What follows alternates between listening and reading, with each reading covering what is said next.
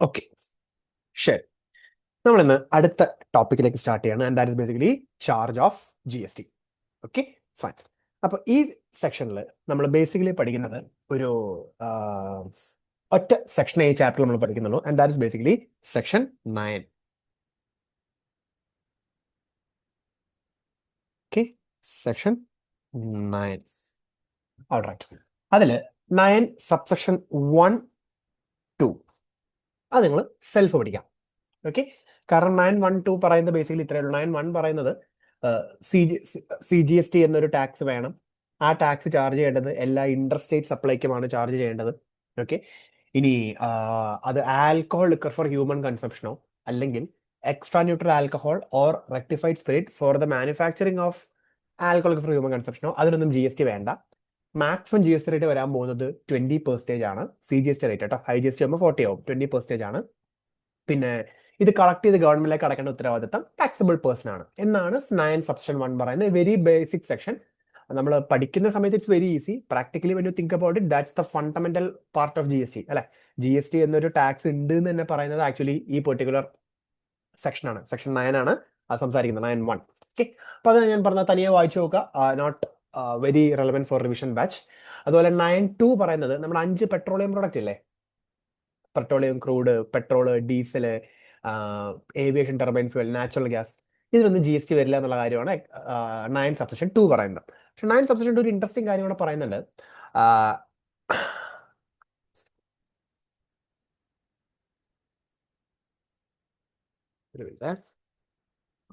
9 subsection 2 ഒരു interesting കാര്യം കൂടെ പറയുന്നുണ്ട്. അതെന്താന്ന് വെച്ച് കഴിഞ്ഞാൽ ഈ പറയുന്ന 5 ഐറ്റം ഉണ്ടല്ലോ, ഇപ്പൊ GST വരില്ല എന്ന് പറഞ്ഞിട്ടുള്ള 5 ഐറ്റം, ആ 5 ഐറ്റത്തിന് ആസ് ഓഫ് നൗ GST വരില്ല എന്നേ ഉള്ളൂ.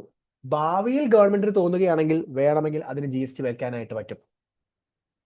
ഓക്കെ, 5 പെട്രോളിയം പ്രോഡക്റ്റിന്. അപ്പൊ നമ്മൾ ഇന്നലെ സംസാരിച്ച നോൺ ടാക്സബിൾ സപ്ലൈയിൽ ഈ പറയുന്ന 5 പെട്രോളിയം പ്രോഡക്റ്റുകൾ ഉണ്ടായിരുന്നു. ഓൾറെഡി നമ്മൾ പഠിച്ചാണ്. ഇതിന് ഭാവിയിൽ വേണമെങ്കിൽ GST വരാം. GST കൗൺസിൽ റെക്കമെൻഡേഷൻ പ്രകാരം ഗവൺമെന്റ് നോട്ടിഫൈ ചെയ്യുന്ന ഡേറ്റ് മുതൽ GST വരാം എന്നാണ് 9 സബ്സെക്ഷൻ 2 പറയുന്നത്. Perfect, yes.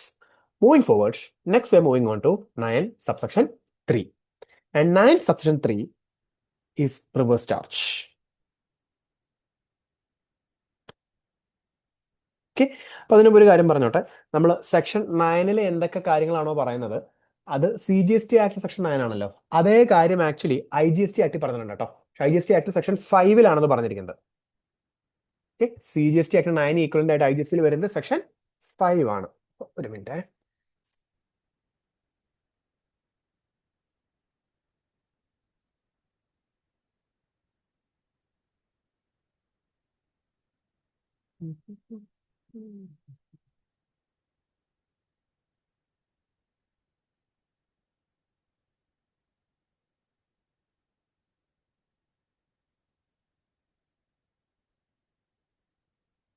ഓക്കെ, അപ്പോൾ ഒരു കാര്യം, നിങ്ങൾ എന്നെ 2 തവണ കാണുന്നില്ലല്ലോ അല്ലേ? ഞാൻ എന്റെ സ്ക്രീനിൽ ഒരു തവണ അല്ലേ കാണുന്നുള്ളൂ? ഒരു സ്ഥലത്തല്ലേ എന്നെ കാണുന്നുള്ളൂ, 2 സ്ഥലത്ത് കാണുന്നില്ലെന്ന്? 2 സ്ഥലത്ത് കാണുന്നുണ്ടോ എന്ന് ചാറ്റിൽ പറയൂ.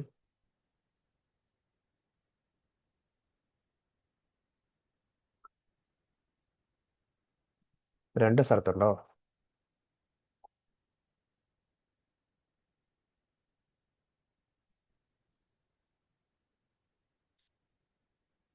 ആക്ച്വലി ആ രണ്ടാമത് കാണുന്നത് നിങ്ങൾക്ക് അതായത് ഞാൻ ഒന്ന് സ്ക്രീനിൽ, അതായത് ഇത് സ്ക്രീൻ ആണെന്നുണ്ടെങ്കിൽ, ഇവിടെ ഡേറ്റ ആണെങ്കിൽ ഞാൻ ഇവിടെ ഉണ്ടാകും. ഓക്കെ, അതുപോലെ ചിലപ്പോൾ ഇവിടെ എങ്ങനെയായിരിക്കും. ഇത് നിങ്ങൾക്ക് ക്ലോസ് ചെയ്യാൻ എന്തെങ്കിലും ഓപ്ഷൻ ഉണ്ടോ? ഈ ഈ കാണുന്ന സംഭവം ഇല്ല. ജസ്റ്റ് നോക്കി നോക്കാമോ?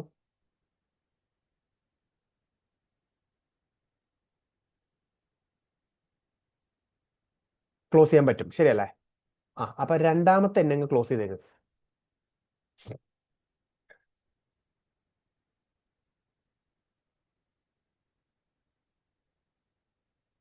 ഓക്കെ, ആർക്കെങ്കിലും 2 തവണ കാണുന്നുണ്ടെങ്കിൽ പറയണേ, കാരണം സ്ക്രീനിന്റെ വേറൊരു ചങ്കിൽ ഞാൻ വന്ന് നടക്കും. വെറുതെ അത്രയും സ്ഥലം കളയണ്ടല്ലോ. എല്ലാവർക്കും സെറ്റായോ?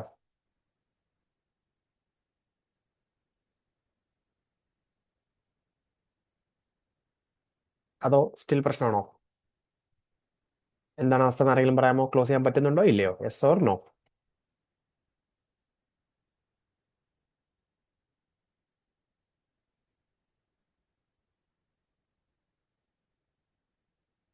No issues. റെഡിയായി.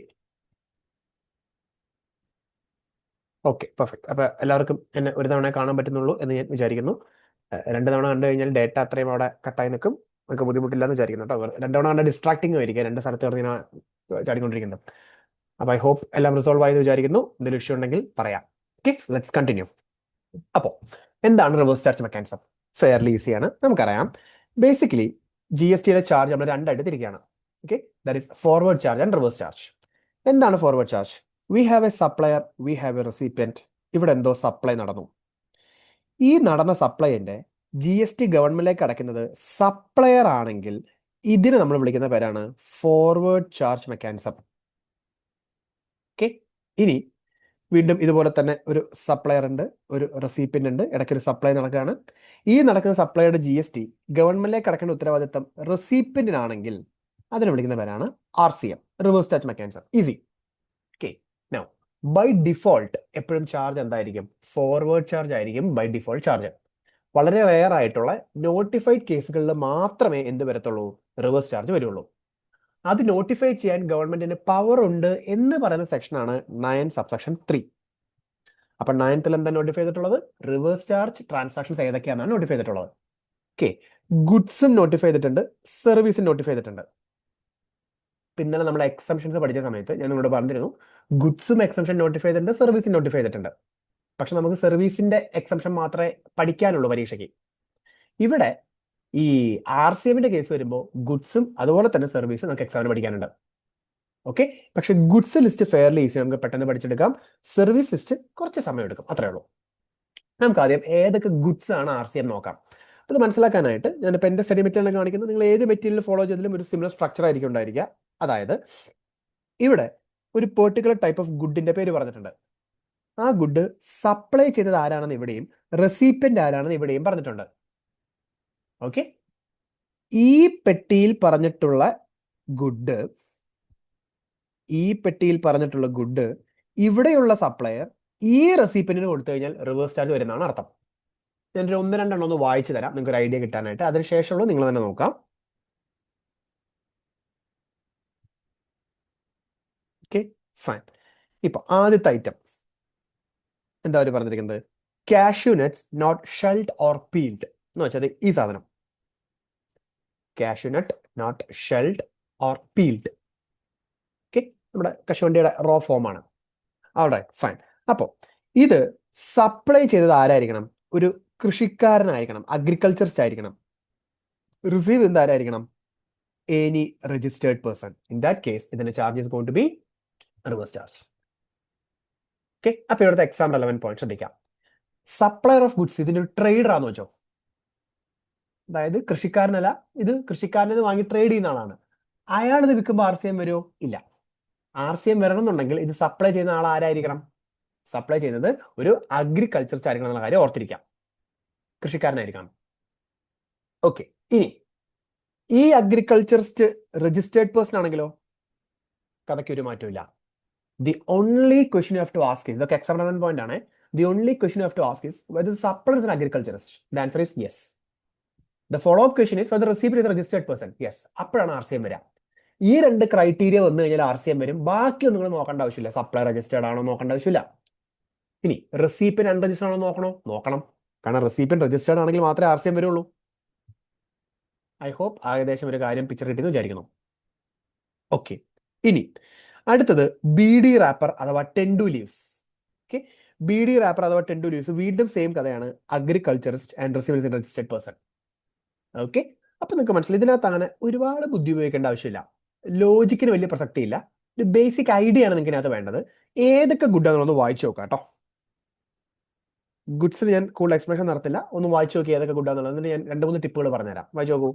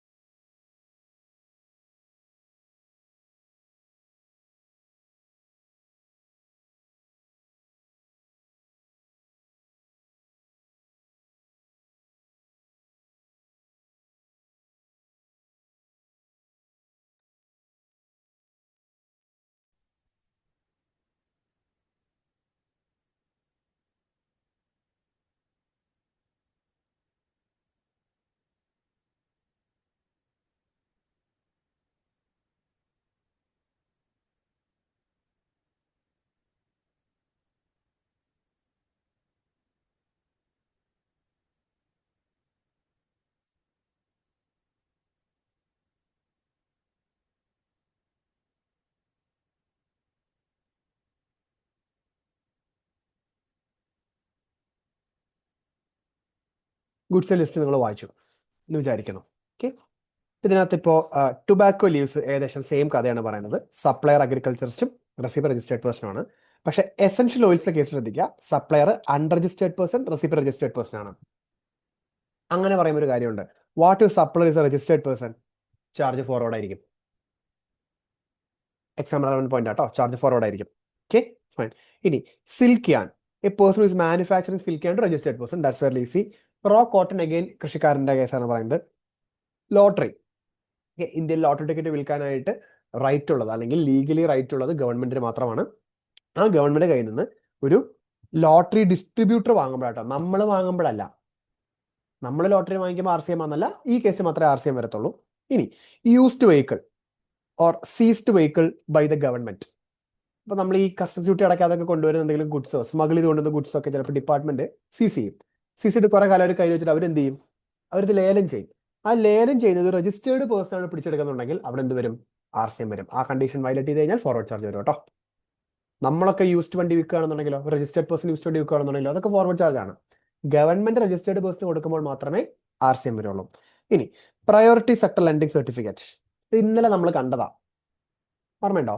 ഇത് ഞാൻ ഇന്നലെ പറഞ്ഞതെന്ന് വെച്ച് കഴിഞ്ഞാൽ ഈ പ്രയോറിറ്റി സെക്ടർ ലെൻഡിങ് സർട്ടിഫിക്കറ്റ് എന്ന് പറയുന്നത് ഇതൊരു സെക്യൂരിറ്റി പോലെ തോന്നും, പക്ഷെ സെക്യൂരിറ്റി അല്ല, ഗുഡ് ആയിട്ട് ട്രീറ്റ് ചെയ്യണമെന്നൊരു ക്ലാരിഫിക്കേഷൻ ഉണ്ടായിരുന്നു.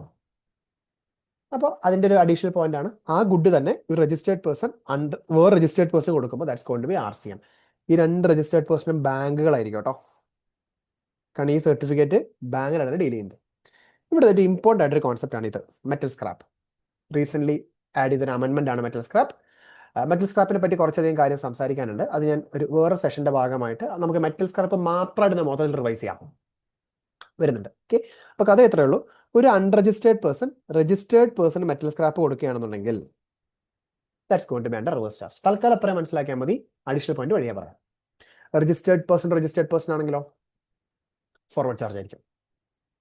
Registered person to unregistered person ആണെങ്കിലോ ഫോർവേഡ് ചാർജ് ആയിരിക്കും. RCM വരുന്നത് ഈ സിറ്റുവേഷനിൽ മാത്രമായിരിക്കും. Set. So with that we are done with goods. Okay, goods I hope എല്ലാവർക്കും ക്ലിയർ എന്ന് വിചാരിക്കുന്നു. ഇതിനകത്ത് ഭയങ്കരമായിട്ടുള്ള ബുദ്ധിപ്രയോഗങ്ങളൊന്നുമില്ല, ഒരു ബേസിക് ആയിട്ട് കിട്ടിക്കാണും. ശരിയല്ലേ? ക്ലിയർ അല്ല എല്ലാവർക്കും goods?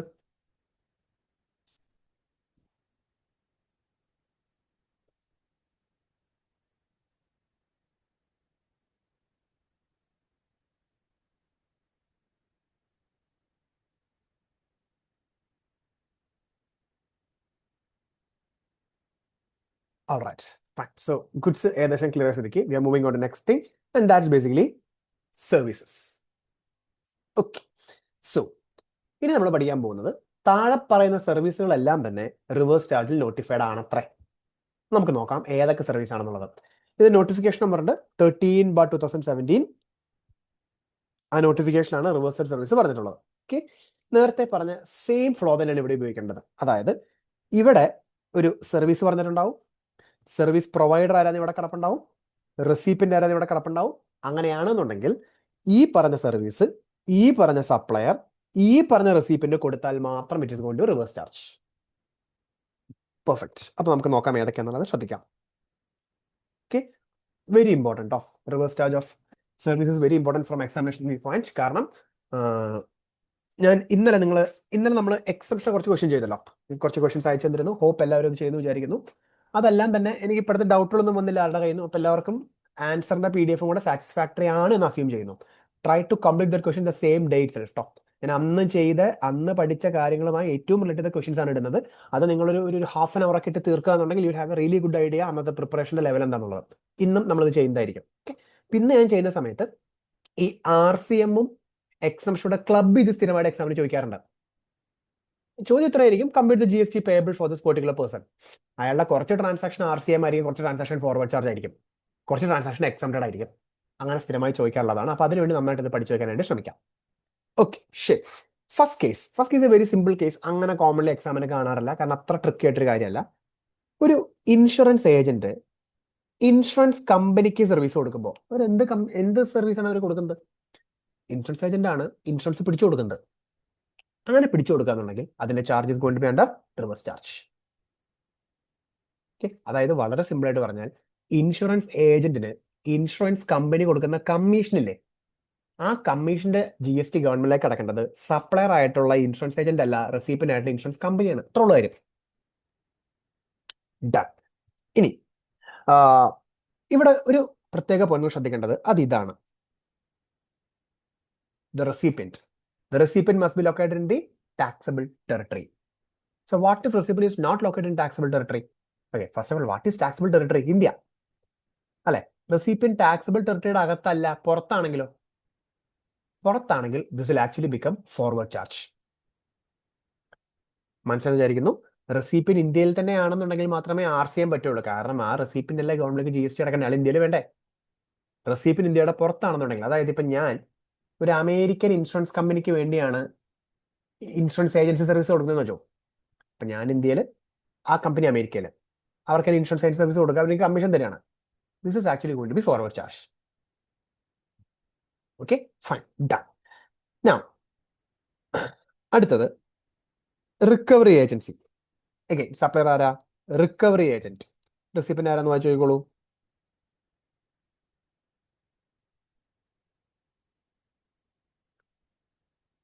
Okay, so first of all ആരാണ് ഈ റിക്കവറി ഏജന്റ്? റിക്കവറി ഏജന്റ് എന്ന് പറഞ്ഞു കഴിഞ്ഞാൽ ഈ ലോണിന്റെ ഒക്കെ ബാങ്കുകളുടെ ഒക്കെ ലോൺ എടുത്തിട്ട് തിരിച്ചടക്കാത്ത ആൾക്കാരില്ലേ, ആ ആൾക്കാരുടെ, ഇപ്പൊ ഫോർ എക്സാമ്പിൾ ഞാനൊരു ബാങ്കിൽ നിന്ന് ലോൺ എടുത്ത് തിരിച്ചടക്കുന്നില്ല. ഓക്കെ, അപ്പൊ അങ്ങനെയാണെന്നുണ്ടെങ്കിൽ എന്റെ കയ്യിൽ നിന്ന് ആ ലോൺ തിരിച്ചെടുക്കാനായിട്ട് ബാങ്ക് ഏൽപ്പിക്കുന്ന ആളാണ് റിക്കവറി ഏജന്റ്. അപ്പൊ റിക്കവറി ഏജന്റ് ആർക്കാ സർവീസ് പ്രൊവൈഡ് ചെയ്യുന്നത്? ബാങ്കിങ് കമ്പനി ആവാം, NBFC ആവാം, ഫിനാൻഷ്യൽ ഇൻസ്റ്റിറ്റ്യൂഷൻ ആവാം. And that's also going to be under reverse charge. Okay, perfect. ഇനി അടുത്തത്, ദാറ്റ്സ് ഈസി, രണ്ടെണ്ണം കഴിഞ്ഞു. ഓർക്ക, ഇത് രണ്ടെണ്ണം പഠിച്ചത്. അടുത്തത് സ്പോൺസർഷിപ്പ് സർവീസ്. ഇത് കുറച്ച് ട്രിക്കിയാണ്, ശ്രദ്ധിച്ചിരിക്കാം. Okay, fine. അതിന് പറയുന്നത് any person other than a body corporate to any body corporate partnership firm എന്നാണ് പറയുന്നത്. അപ്പൊ ഇത് ഞാൻ പഠിപ്പിക്കാനായിട്ട് ഒരു ടെക്നിക്ക് എന്ന് വെച്ചാൽ ഞാനൊരു ചാർട്ട് കാണിച്ചു തരാം. ഓക്കെ, ശ്രദ്ധിച്ചിരിക്കാം.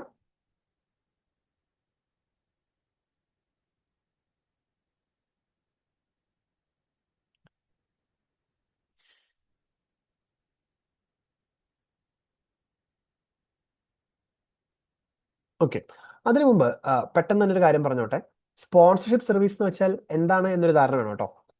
ഓക്കെ, ഇപ്പൊ ഉദാഹരണം പറയുകയാണെങ്കിൽ ഇപ്പോൾ നോക്കൂ, നമ്മുടെ ബൈജൂസ് എന്ന് പറഞ്ഞ സ്ഥാപനം കുറച്ചു കാലം മുമ്പ് വരെ ഇന്ത്യൻ ടീമിനെ സ്പോൺസർ ചെയ്യുന്നുണ്ടായിരുന്നു. ഓക്കെ, സ്പോൺസർ എന്ന് വെച്ചാൽ അർത്ഥം എന്താ? അവർ അങ്ങോട്ട് കുറച്ച് പൈസ കൊടുക്കുന്നുണ്ടാവും. അതാണല്ലോ സ്പോൺസർഷിപ്പ് എന്ന് പറയുന്നത്.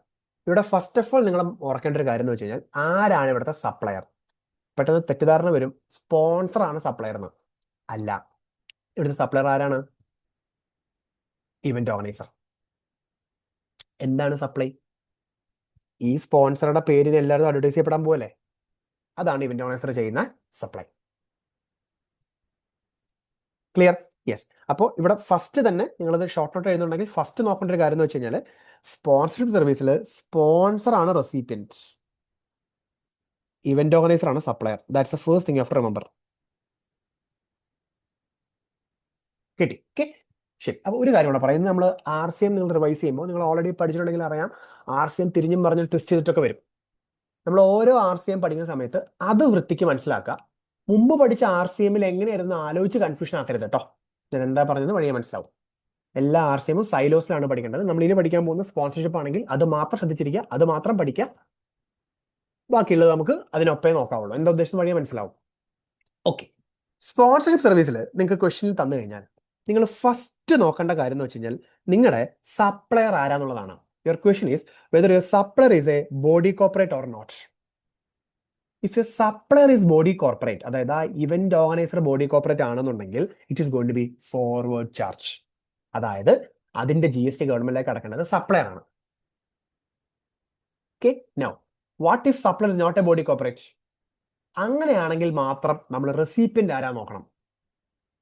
ഓക്കെ, റെസിപ്പിയന്റ് ഒരു ബോഡി കോർപ്പറേറ്റോ ഫേമോ LLP ഒക്കെ ആണെന്നുണ്ടെങ്കിൽ it is actually going to be under reverse charge.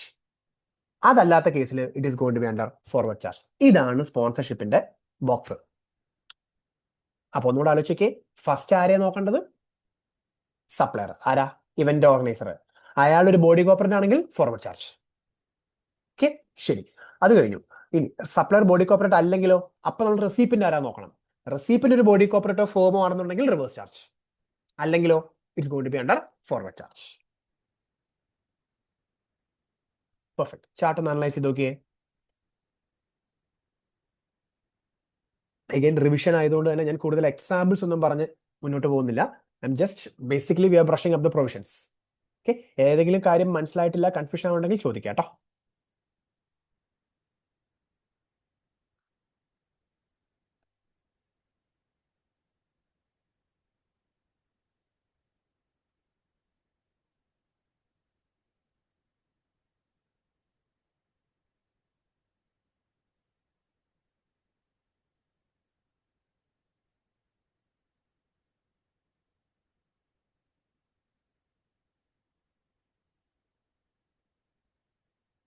Right, എല്ലാവർക്കും ക്ലിയർ ആയിട്ട് കിട്ടിയോ?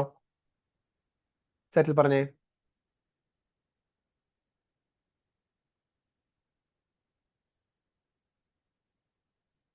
Perfect. Okay, so let's move forward to next provision. Okay, just ഒരു ഒറ്റ എക്സാമ്പിൾ മാത്രം, ഒന്ന് കുട്ടിയുടെ എക്സാമ്പിൾ കാണിക്കാം, just see whether you understood this or not. നമ്മൾ ബി സി സിയുടെ കേസ് പറഞ്ഞില്ലേ, ബി സി സി ഐക്ക് നമ്മൾ തൊട്ടുമുമ്പത്തെ സ്പോൺസർ ഡ്രീം 11 ആയിരുന്നു അല്ലെ? ഫൈൻ. ഡ്രീം 11 എന്ന് പറഞ്ഞാൽ അത് actually Spotta Technologies Private Limited ഒരു കമ്പനിയാണ്. They are sponsoring. അപ്പൊ ചാർജ് എന്തായിരിക്കും? റിവേഴ്സ് ചാർജ് ആയിരിക്കും. കാരണം ഫസ്റ്റ് നമ്മൾ നോക്കുന്നത് ബി സി സി ഒരു ബോഡി കോപ്പറേറ്റ് ആണോ നോക്കുന്നത്. B C C body corporate അല്ല. അപ്പൊ റെസിപ്പിയൻ ബോഡി കോപ്പറേറ്റ് ആണോ നോക്കി, ആണ്, റിവേഴ്സ് ചാർജ് ആയിരിക്കും. ഓക്കെ, ഇനി അടുത്ത് നമുക്ക് വേറെ എക്സാമ്പിൾ പറയാം. ഇപ്പോ ഇന്ത്യൻ ടീമിനെ സ്പോൺസർ ചെയ്യുന്നത് ഇദ്ദേഹം എന്ന് വെച്ചോ. ഓക്കെ, ഇദ്ദേഹത്തിന് മുകേഷ് അംബാനി ഇപ്പോൾ ഒറ്റയ്ക്ക് സ്പോൺസർ എന്ന് വെച്ചോ എക്സാമ്പിൾ. അപ്പൊ സ്പോൺസർ ചെയ്തൊരു ഇൻഡിവിജ്വൽ അല്ലേ, it's going to be under forward charge. That's it. പെട്ടെന്ന് ഒരു ക്വിക്ക് എക്സാമ്പിൾ അവിടെ കാണിച്ച് ക്ലോസ് ചെയ്യുന്നു. Okay, next we are moving on to, ശ്രദ്ധിക്കാം, ഡയറക്ടർ സർവീസസ്. ഓക്കെ, ഡയറക്ടർ സർവീസിന്റെ പ്രൊവിഷൻ പറയുന്നത് ഒരു കമ്പനിയുടെ director of a company when he is providing any service to the body corporate or the company is going to be under reverse charge എന്നാണ് പറയുന്നത്. Okay, അപ്പൊ നമുക്ക് മനസ്സിലായി, ഒരു കമ്പനിയുടെ ഡയറക്ടർ ആ കമ്പനിക്ക് കൊടുക്കുന്ന സർവീസിന് റിവേഴ്സ് ചാർജ് ആയിരിക്കും. അതായത് ആ ഡയറക്ടർക്ക് കമ്പനി കൊടുക്കുന്ന റെമ്യൂണറേഷന് GST RCM ലാണ് വരിക. ഇതാണ് ബേസിക് കോൺസെപ്റ്റ് വരുന്നത്. ഓക്കെ, ഇത് പറയുമ്പോഴേ നിങ്ങളുടെ മനസ്സിൽപ്പെടുന്ന ഒരു ഡൗട്ട് പോകണം. ആ ഡൗട്ട് എന്ന് വെച്ച് കഴിഞ്ഞാൽ എല്ലാ ഡയറക്ടേഴ്സും പൊതുവെ കമ്പനിയുടെ എംപ്ലോയി ആണ്. ശ്രദ്ധിച്ചിരിക്കുക കേട്ടോ. ഓക്കെ, ഇന്ന് രാവിലെ ഫുൾ ശ്രദ്ധിച്ചിരിക്കുക. കാരണം ഇന്ന് രാവിലെ നമ്മൾ കുറച്ച് ട്വിസ്റ്റ് ഏരിയ കൂടെയാണ് പോകുന്നത്. മാക്സിമം അറ്റൻഷൻ വെച്ചിട്ട് ശ്രദ്ധിച്ചിരിക്കാം. അപ്പോൾ ഒരു കമ്പനി ഡയറക്ടർ എന്ന് പറഞ്ഞു കഴിഞ്ഞാൽ ആ കമ്പനിയുടെ എംപ്ലോയി ആയിരിക്കും. അപ്പോൾ എംപ്ലോയി ആണെങ്കിൽ പ്രത്യേകം എന്താണെന്നറിയോ, കമ്പനി ഇയാൾക്ക് കൊടുക്കുന്നത് സാലറി ആയിരിക്കും. സാലറിക്ക് GST ഇല്ലല്ലോ. നമ്മൾ പഠിച്ചില്ലേ, ഷെഡ്യൂൾ 3 നോൺ സപ്ലൈസ് GST ഇല്ല. അപ്പൊ പിന്നെ ഇത് എന്തിനാണ് ഇതിന് RCM എന്ന് പറയുന്നത്? സി, റിവേഴ്സ് ചാർജിൽ ടാക്സ് അടക്കണമെങ്കിൽ ഫസ്റ്റ് ഓഫ് ഓൾ അവിടെ ഒരു സപ്ലൈയും അവിടെ GST ട്രിഗർ ചെയ്യുകയും ചെയ്താലല്ലേ RCM വരത്തുള്ളൂ. ഇവിടെ സപ്ലൈയേ ഇല്ലെന്നേ. അപ്പൊ യൂഷ്വലി നമ്മുടെ ഡയറക്ടർമാര് കമ്പനിക്ക് കൊടുക്കുന്ന സർവീസിനൊന്നും ഈ RCM പ്രൊവിഷൻ അങ്ങനെ ട്രിഗർ ചെയ്യില്ല. കാരണം RCM വരണമെങ്കിൽ ട്രാൻസാക്ഷൻ സപ്ലൈ ആയിരിക്കണം. പൊതുവെ ഡയറക്ടേഴ്സ് ഒക്കെ എംപ്ലോയീസ് ആണ്. എന്നാൽ എംപ്ലോയി ആയിരിക്കെ തന്നെ സാലറി അല്ലാതെ എന്തെങ്കിലും പൈസ ഡയറക്ടർക്ക് കൊടുക്കുകയാണെങ്കിൽ, ഉദാഹരണം ഡയറക്ടർ വേറെ എന്തെങ്കിലും പ്രൊഫഷണൽ സർവീസ് കമ്പനിക്ക് കൊടുക്കുമെന്ന് വെച്ചോ, അതിന് പകരം കമ്പനി അദ്ദേഹത്തിന് പൈസ കൊടുക്കില്ലേ, ആ പൈസ is going to be under reverse charge. അപ്പൊ ഒന്നുകൂടെ ശ്രദ്ധിച്ചേ, ഇവിടെ കൊടുക്കുന്നത് സാലറി ആണ് എന്നുണ്ടെങ്കിൽ not supply. Okay, other than salary ആണെന്നുണ്ടെങ്കിൽ, അതായത് പ്രൊഫഷണൽ ചാർജ് ആണെന്നുണ്ടെങ്കിൽ സപ്ലൈ ആയിരിക്കും. സപ്ലൈ ആണെങ്കിൽ മാത്രമേ എന്ത് വരുള്ളൂ, RCM ട്രിഗർ ചെയ്യുള്ളൂ. ക്ലിയർ? ഓക്കെ, ഇനി ഒരു കാര്യം കൂടെ ഉണ്ട്. നമ്മൾ ഈ ഡയറക്ടർമാരുടെ ഇടയിൽ തന്നെ ഈ ഇൻഡിപെൻഡന്റ് ഡയറക്ടർമാരുണ്ടാവും, അല്ലെങ്കിൽ നോൺ എക്സിക്യൂട്ടീവ് ഡയറക്ടർമാരുണ്ടാവും. ഓക്കെ, അപ്പോൾ ഇൻഡിപെൻഡന്റ് ഡയറക്ടറിനെ പറ്റി നിങ്ങൾക്ക് ഓൾറെഡി അറിയാവുന്ന കഥയാണ്, കൂടുതൽ ഡിസ്കസ് ചെയ്യുന്നില്ല. പക്ഷേ ഇൻഡിപെൻഡന്റ് ഡയറക്ടർക്ക് കൊടുക്കുന്ന എമൗണ്ടിന് ഒരിക്കലും നമ്മൾ സാലറി എന്ന് വിളിക്കില്ല. കാരണം അയാൾ എന്തല്ല, എംപ്ലോയി അല്ല. അപ്പോൾ ഇൻഡിപെൻഡന്റ് ഡയറക്ടർമാർക്കൊക്കെ നമ്മൾ എന്തെങ്കിലും ഒരു എമൗണ്ട് കൊടുക്കുകയാണെങ്കിൽ അതൊക്കെ എന്തായാലും സപ്ലൈ ആയിരിക്കും. It's going to be under RCM. ഇതാണ് ഇവിടത്തെയുള്ള ഷോർട്ട് കാര്യങ്ങൾ പറയാനുള്ളത്. ഇനി ഒരു ഡയറക്ടർക്ക് കൊടുക്കുന്ന പൈസ ശമ്പളമാണോ അല്ലയെന്ന് പറഞ്ഞാൽ നമുക്ക് ഒരു ടെക്നിക് കൂടെ ഉപയോഗിക്കാം. ഏതാണ്? Go look at income tax. ശമ്പളം കൊടുക്കുന്ന സമയത്ത് ഇൻകം ടാക്സിലെ 192 TDS പിടിക്കില്ലേ? അപ്പൊ നമുക്ക് ഉറപ്പിക്കാമല്ലോ കൊടുത്ത് ശമ്പളമാണെന്ന്. ഇനി ശമ്പളം അല്ലാതെ പ്രൊഫഷണൽ ചാർജ് ആണെങ്കിലോ 194 പിടിക്കാം, 195 പിടിക്കാം. ഓക്കെ, അപ്പൊ നിങ്ങൾ ഇത് എഴുതിയെടുത്തിട്ടുണ്ടെങ്കിൽ ഇതാണെങ്കിലും മതി, അല്ലെങ്കിൽ ഞാൻ ചാർട്ടോടെ കാണിച്ചു തരാം ജസ്റ്റ് ടു അനലൈസ് ദിസ്. അതായത് ഇങ്ങനെ നോക്കൂ, ഡയറക്ടർ സർവീസിനെ ഞാൻ എംപ്ലോയി ആയിട്ട് പറയുമ്പോൾ എംപ്ലോയിക്ക് റെമ്യൂണറേഷൻ കൊടുക്കുന്ന സമയത്ത് അത് സാലറി ആവാം, അതർ ദാൻ സാലറി ആവാം. സാലറി ആണെന്നുണ്ടെങ്കിൽ സെക്ഷൻ 192 വരും. ഏത് ആക്ട്? Income tax act. അപ്പൊ അത് സപ്ലൈ അല്ല, പിന്നെ ചാർജിനെ പറ്റി ആലോചിച്ച് ബുദ്ധിമുട്ടണ്ട. എന്നാൽ അതർ ദാൻ സാലറി ആണെങ്കിൽ 194 ജയിലായിരിക്കും ടി ഡി എസ് വരാൻ പോകുന്നത്. സപ്ലൈ ആണ്, യെസ്, റിവേഴ്സ് ചാർജ് ട്രിഗർ ചെയ്യും.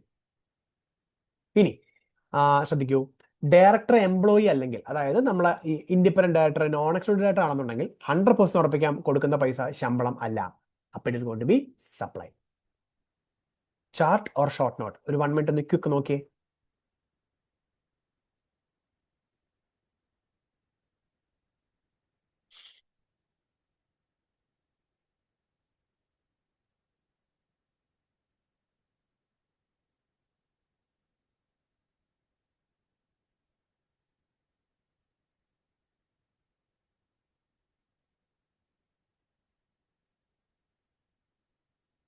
And I hope that's clear.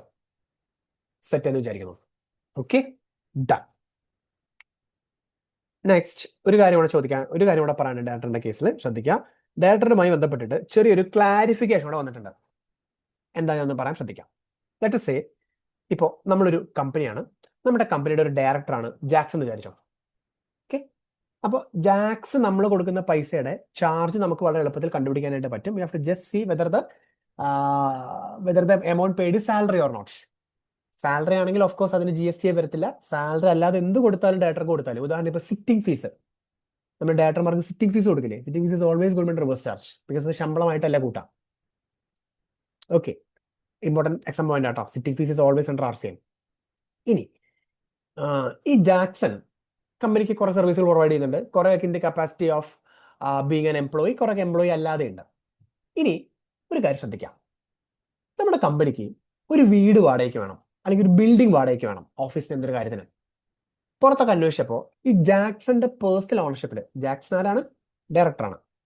അദ്ദേഹത്തിന്റെ പേഴ്സണൽ ഓണർഷിപ്പിൽ ഒരു ബിൽഡിംഗ് ഇരിപ്പുണ്ട്. ആ ബിൽഡിംഗ് നമുക്ക് വാടകയ്ക്ക് എടുത്ത് കഴിഞ്ഞാൽ വളരെ ഉപകാരപ്പെടും. അപ്പൊ നമ്മൾ ജാക്സൺ ആ ബിൽഡിംഗ് ഒന്ന് വാടക തരാമോ എന്ന് ചോദിക്കാം. ശരി, ജാക്സൺ ബിൽഡിംഗ് വാടകയ്ക്ക് വന്നു. അതിന് പകരം നമ്മൾ ജാക്സന്റെ പൈസയും കൊടുക്കുന്നുണ്ട്. ഇനി ശ്രദ്ധിക്കാം, ഇതും services provided by director to company അല്ലേ, റെന്റിംഗ് ഓഫ് ഇമ്മൂവബിൾ പ്രോപ്പർട്ടി. അപ്പോൾ പെട്ടെന്ന് വിചാരിക്കും, ഓ അപ്പൊ ജാക്സിന് കൊടുക്കുന്ന പൈസയും RCM ആയിരിക്കുമല്ലോ എന്ന് വിചാരിക്കും. അല്ല, ഒരു ക്ലാരിഫിക്കേഷൻ ഉണ്ട്. സി, വീട് വാടകയ്ക്ക് അല്ലെങ്കിൽ ബിൽഡിംഗ് വാടകയ്ക്ക് എടുക്കുക എന്ന് പറഞ്ഞു കഴിഞ്ഞാൽ അതൊരു ഡയറക്ടർക്ക് മാത്രം ചെയ്യാൻ പറ്റുന്ന കാര്യമല്ല, ആർക്കും ചെയ്യാൻ പറ്റുന്ന കാര്യമാണ്. എനിക്ക് എവിടെ നിന്ന് വേണേൽ വാടകയ്ക്ക് എടുക്കാം. ഡയറക്ടറുടെ കപ്പാസിറ്റിയിൽ ചെയ്യുന്ന സർവീസിന് മാത്രമേ റിവേഴ്സ് ചാർജ് വരുള്ളൂ. അപ്പൊ ഇപ്പൊ ഈ ബിൽഡിംഗ് ഒക്കെ റെന്റ് കൊടുക്കുന്ന കേസ് നോർമൽ കേസ് ആണെങ്കിൽ it is actually going to be under forward charge. Catch മനസ്സിലായെന്ന് വിചാരിക്കുന്നു കേട്ടോ. It's going to be under forward charge. അപ്പൊ അതാണ് ഈ ക്ലാരിഫിക്കേഷൻ. വായിച്ചു നോക്കൂ.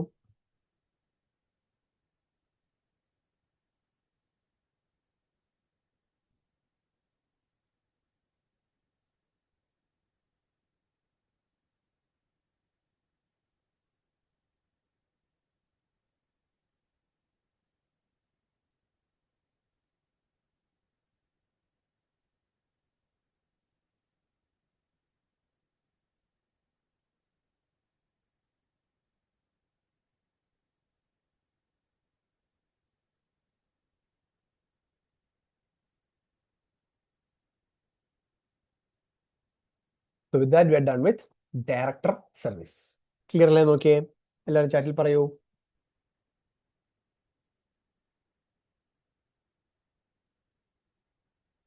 പെർഫെക്റ്റ്.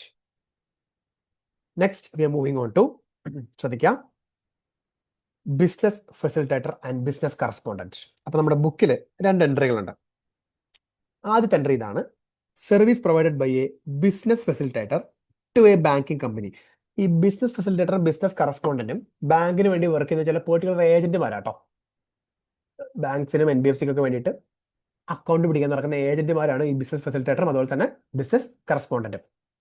ഓക്കെ, തൊട്ടുമ്പ് ഒരു കാര്യം, ഞാൻ തൊട്ടുമ്പ് ഡയറക്ടറുടെ ഒരു അഡീഷണൽ പോയിന്റ് പറഞ്ഞില്ലേ, ഒരു ക്ലാരിഫിക്കേഷൻ, അതൊരു എക്സാം റെലവന്റ് പോയിന്റ് ആട്ടോ. എക്സാമിന് ചോദിക്കാൻ പോസിബിലിറ്റി ആണ്, ഓർത്തിരുന്നോളൂ. ഓക്കെ, പറഞ്ഞതാണ്. ഇനി അപ്പോൾ ഈ ബിസിനസ് ഫെസിലിറ്റേറ്റർ എന്ന് പറഞ്ഞു കഴിഞ്ഞാൽ ബാങ്കിന് വേണ്ടി വർക്ക് ചെയ്യുന്ന ഏജന്റ് ആണ്. ബിസിനസ് കറസ്പോണ്ടന്റ് എന്ന് പറഞ്ഞാലും ബാങ്കിന് വേണ്ടി വർക്ക് ചെയ്യുന്ന ഏജന്റ് ആണ്. ഇവിടെ പറഞ്ഞ് ശ്രദ്ധിക്കാം, ബിസിനസ് ഫെസിലിറ്റേറ്റർ ബാങ്കിങ് കമ്പനിക്ക് എന്ത് സർവീസ് കൊടുത്താലും that is going to be under reverse charge. Okay, അപ്പൊ ബിസിനസ് ഫെസിലിറ്റേറ്റർ ബാങ്കിന്റെ ഏജന്റ് ആണ്.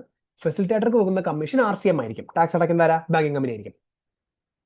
ഓക്കെ, ഇനി വാട്ട് അബൌട്ട് കറസ്പോണ്ടന്റ്? നോക്കിക്കഴിഞ്ഞാലേ ഈ സെൻസ് ഒന്ന് വായിച്ചു നോക്കിയേ. സോറി, അടുത്ത എൻട്രി.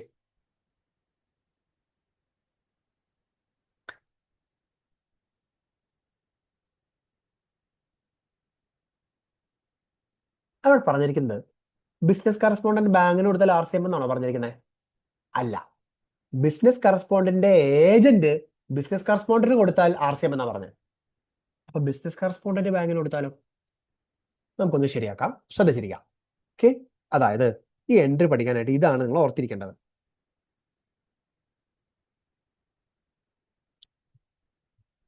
ഇതാണ് കഥ. അതായത് ശ്രദ്ധിച്ചിരിക്കുക, ഒരു ബിസിനസ് ഫെസിലിറ്റേറ്റർ ബാങ്കിന് സർവീസ് പ്രൊവൈഡ് ചെയ്യുമ്പോൾ it is going to be under reverse charge. Correct ആണ്. ഫെസിലിറ്റേറ്റർ ബാങ്ക് നമ്മൾ റിവേഴ്സ് ചാർജ് എന്ന് കണ്ടു. ഒരു ബിസിനസ് കറസ്പോണ്ടന്റ് ബാങ്കിന് സർവീസ് കൊടുക്കുമ്പോൾ റിവേഴ്സ് ചാർജ് ആണ് ആക്ടിൽ പറഞ്ഞിട്ടില്ല. അപ്പൊ ചാർജ് എന്തായിരിക്കും? It's going to be forward charge. Okay, നമ്മൾ 2 എൻട്രി വായിച്ചല്ലോ. ആ 2 എൻട്രി മാത്രമേ ഉള്ളൂ ഈ ഫെസിലിറ്റേറ്ററിനെയും ഏജന്റിനെയും പറ്റിയിട്ടൊക്കെ പറയുന്നത്. വേറെ എൻട്രികളൊന്നുമില്ല ആ കറസ്പോണ്ടന്റ് ഏജന്റ്. അപ്പൊ this is going to be under reverse charge. Okay, അപ്പൊ ഒന്നും കൂടെ ശ്രദ്ധിക്കുക. ഇവിടെ വരെ പറയുന്നു, ഫെസിലിറ്റേറ്റർ ബാങ്കിന് കൊടുത്താൽ RCM, കറസ്പോണ്ടന്റ് ബാങ്കിന് കൊടുത്താൽ ഫോർവേഡ് ചാർജ്. ഇത്രയും സെറ്റാണ്. ഇനി ഈ ഫെസിലിറ്റേറ്ററും കറസ്പോണ്ടന്റും ഞാൻ പറഞ്ഞല്ലോ, ഇവര് ബാങ്കിന് വേണ്ടി അക്കൗണ്ട്സ് പിടിക്കുന്ന ആൾക്കാരാണ്. സിമ്പിൾ ആയിട്ട് പറഞ്ഞാൽ, ഞാൻ ഡീപ്പായിട്ടൊന്നും പോകുന്നില്ല.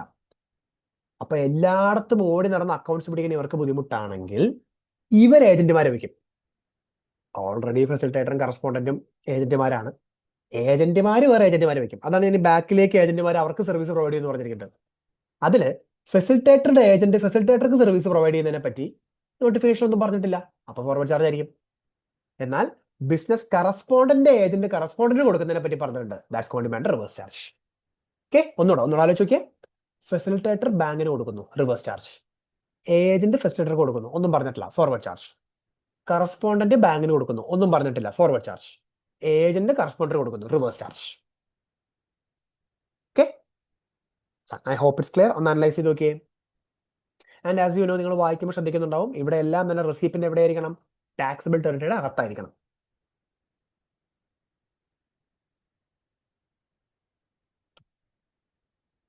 ഓക്കെ, വെച്ചോ. So as you can understand, നമ്മളൊരു റിവിഷൻ മോഡിലാണ് ഞാൻ കാര്യം പറഞ്ഞു പോകുന്നത്. സോ ഒരു ക്വിക്ക് ബ്രഷിംഗ് അപ്പ് ആണ്, കാര്യങ്ങളൊക്കെ ഒന്നുകൂടെ റിവൈസ് ചെയ്തെടുക്കാനായിട്ട്. ഐ ഹോപ്പ് നിങ്ങൾക്ക് എല്ലാവർക്കും ഇതൊരു പഠിച്ച ധാരണ ഉണ്ടെന്നുള്ള കാര്യം ഇന്നലെ പറഞ്ഞ പോലെ. ഇല്ലാന്നുണ്ടെങ്കിൽ ഇത് കുറച്ച് ട്രിക്കി ആയിട്ട് തോന്നും കേട്ടോ. അപ്പൊ ഇല്ലെങ്കിൽ നിങ്ങൾ ഒറ്റ കാര്യം ചെയ്താൽ മതി, തറലി റിവൈസ് ചെയ്യാം. ഓക്കെ, ഞാൻ എപ്പോഴും ക്ലാസ്സിൽ പറയുന്ന ഒരു കാര്യമാണ്, റിപ്പീറ്റഡ്ലി റിവൈസ് ചെയ്യേണ്ട ഒരു കാര്യമാണ് റിവേഴ്സ് ചാർജ്, അല്ലെങ്കിൽ മറന്നു പോകും. ഓക്കെ, ഇത്രയേ ഉള്ളൂ ഈ പറയുന്ന ബിസിനസ് പ്രസിഡന്റ് ബിസിനസ് കറസ്പോണ്ടന്റും. ഓക്കെ, ഞാൻ ഈ RCM പഠിപ്പിക്കുമ്പോൾ ഓരോ എൻട്രി കഴിയുമ്പോൾ നിങ്ങൾ കുറച്ച് ബുദ്ധിമുട്ടിക്കും. നിങ്ങൾ ചാറ്റിൽ മറുപടി പറയണം, ക്ലിയർ ആണോ എന്നുള്ളത്. ട്രിക്കി ആയിട്ടുള്ള ഏരിയസ് വരുന്നതുകൊണ്ടാണ്. ഓക്കെ, ഇതെല്ലാവർക്കും ക്ലിയർ ആയോ? ഡൗട്ട് ഉണ്ടോ? ചാറ്റിൽ പറയൂ.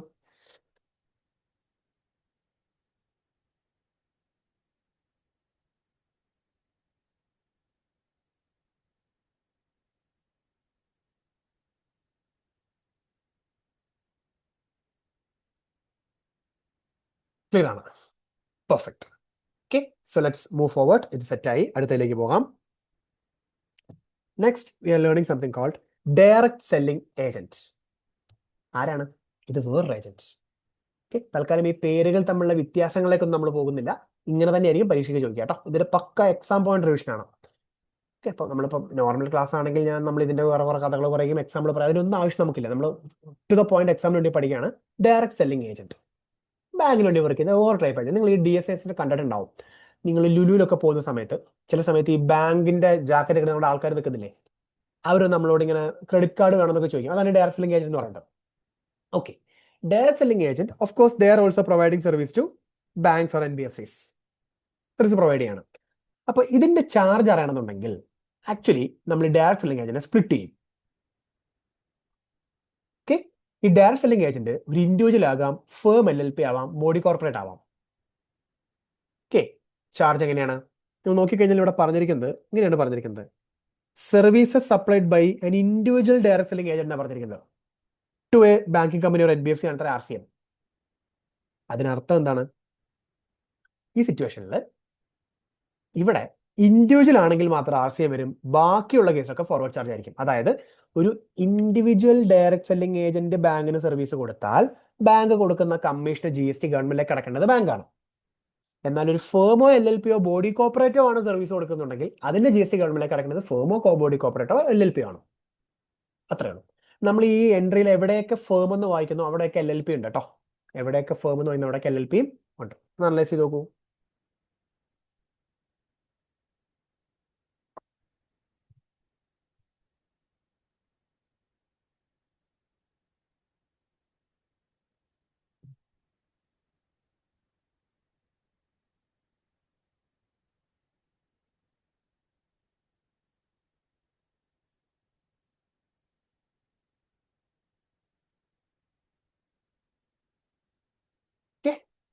അപ്പൊ ഇത് ഞാൻ നിങ്ങൾക്ക് ഡൗട്ട് ഒന്നും വരാൻ സാധ്യതയില്ല, ക്ലിയർ ആയിട്ട് മനസ്സിലായിട്ടുണ്ടാവണം.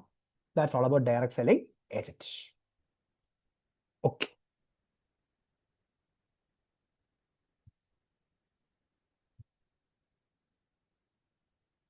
Okay, next we moving on to copyright, transfer of copyright. Okay, so transfer of copyright എന്ന് പറയുന്ന സമയത്ത് എന്താണ് ഈ കോപ്പിറൈറ്റ് ട്രാൻസ്ഫർ എന്ന് പറയുന്നത്? ഉദാഹരണം പറയാനാണെങ്കിൽ ഇപ്പോൾ ഒരു ബുക്ക് എഴുതുന്ന ഒരു വ്യക്തി, ഒരു ഓതർ, അയാൾ എഴുതിയ ആ ഒരു ബുക്ക് സിനിമയാക്കണം എന്ന് വിചാരിച്ചോ, ഡെഫിനറ്റ്ലി അയാളുടെ പെർമിഷൻ വേണ്ടേ? This is transfer of copyright. Okay, നമ്മൾ പഠിക്കാൻ പോകുന്ന സമയത്ത് ഞാൻ വളരെ പെട്ടെന്ന് സമ്മറൈസ് ചെയ്ത് തരാണ്. 4 കോപ്പിറൈറ്റ് ആണ് നമ്മൾ പറയുന്നത്. Okay, 4 type copyright. ഇതിൽ ഓരോ കോപ്പിറൈറ്റ് ആയിട്ട് നമുക്ക് നോട്ട് ചെയ്യാം. അതായത് 4 ടൈപ്പ് കോപ്പിറൈറ്റ്, 1 2 3 4. ഓക്കെ, ആദ്യത്തെ കേസ് നമ്മൾ സംസാരിക്കുന്നത് മ്യൂസിക് കമ്പോസർ ആണ്. നോട്ട് ചെയ്യുന്നവർക്ക് നോട്ട് ചെയ്ത് പോകാം കേട്ടോ. ആദ്യത്തെ കേസ് പറയുന്നത് മ്യൂസിക് കമ്പോസർ ആണ്. ഓക്കെ, മ്യൂസിക് കമ്പോസർ പെട്ടെന്ന് ഒരു എക്സാമ്പിൾ കാണിക്കുന്നു. ഇപ്പോൾ